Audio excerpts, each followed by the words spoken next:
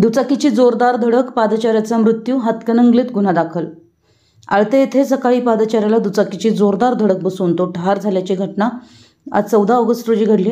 या प्रकरणी हातकणंगले पोलिसांनी दुचाकीस्वार आणि त्याच्या सोबत्या विरोधात गुन्हा दाखल केला आहे।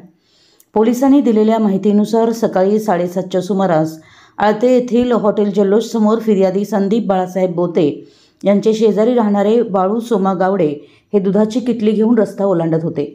यावेळी MH09 FH 8879 या क्रमांकाची युनिकॉर्न दुचाकी वेगाने येऊन त्यांना पाठीमागून धडकली। या दुचाकीवर अतुल सुरेश फारणे वय 35 हे चालक व श्रीकांत भीमराव जाधव वय 36 हे दोघे राहणार शिगाव तालुका वाळवा जिल्हा सांगली मागे बसले होते। रस्त्याच्या परिस्थितीकडे दुर्लक्ष करून निष्काळजीपणे वाहन चालवल्यामुळे झालेल्या या अपघातात बाळू गावडे गंभीर जखमी झाले। उपचारापूर्वीच त्यांचा मृत्यू झाला।